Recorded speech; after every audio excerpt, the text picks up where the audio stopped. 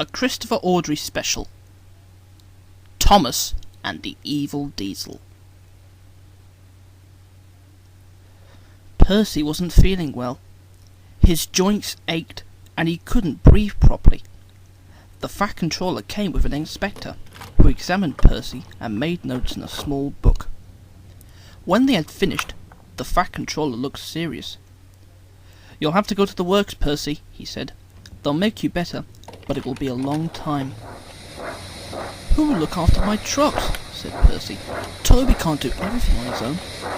"He certainly can't," agreed the Fat Controller. "I shall borrow another engine." The only engine the other rower could spare was a diesel shunter.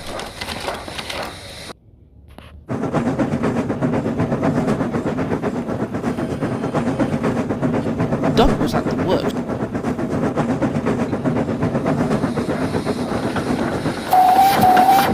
when he heard an oily purring noise.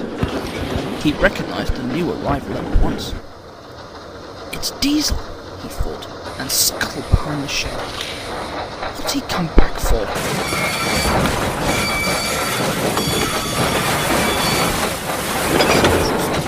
The Fat Controller sent him away in disgrace. The Fat Controller was cross too, but he needed another engine and Diesel was the only one available. When Diesel reached the junction, Thomas was waiting, Annie and Clarabelle.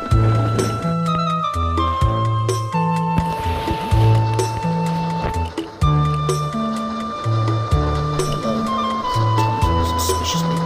"You've come to help Toby, I suppose. Well, no tricks on mine." Diesel looked pained.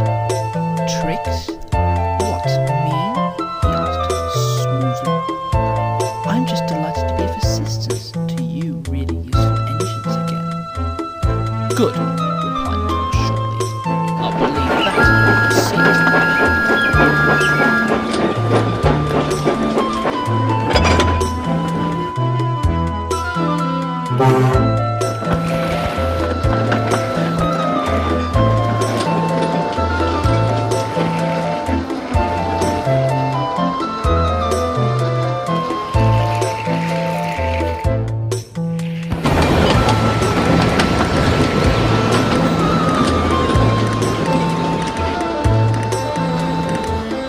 Diesel pulled some trucks carefully to Farquhar, where Toby met him. "Oh," he said, "it's you, is it? Well, do your shunting, please, and then take these stone trucks to the harbour."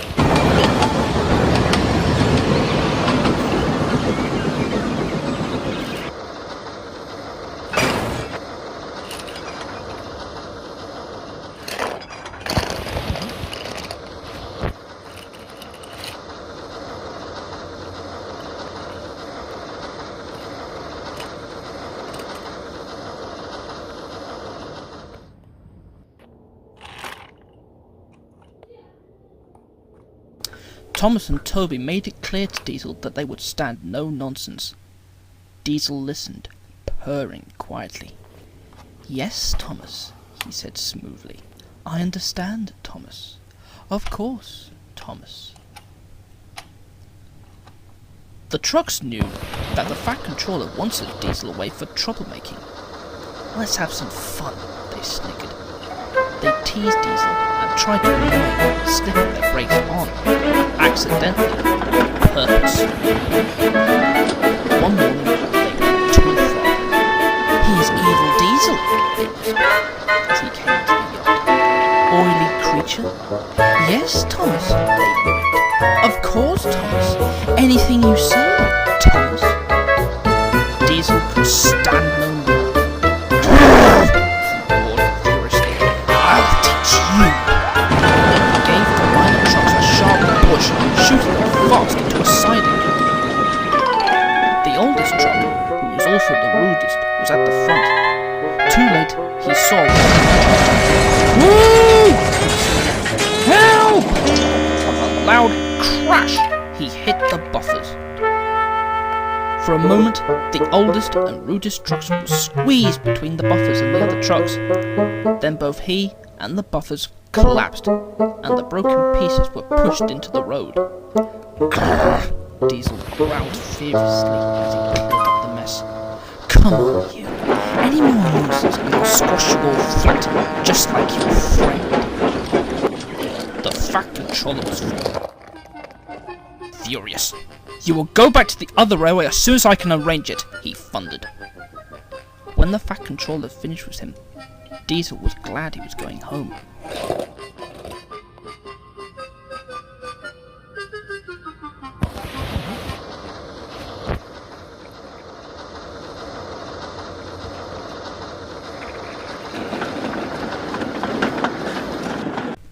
A day or two later, Daisy was running downhill when she felt something warm and wet splashing her wheels. At the next station, she felt hot and her joints were stiff. You've lost your oil, said her driver. Bertie will have to take your passengers. Then Thomas arrived with Annie and Clara, full of people on their way to the market. Thomas started comfortably, but his wheel began to slip against his wheel, and he slipped into a stop. Then, help! Help! He whispered. I'm slipping back! Near the bottom, the station pulled started runaway trucks off the line. Thomas could not stop his heavy train from pulling him downhill towards these pulls. Clarabelle's back wheels were directly off the line. They sank firmly into the mud, and Thomas stopped. That's torn it, said the guard. He helped the passengers back to the station.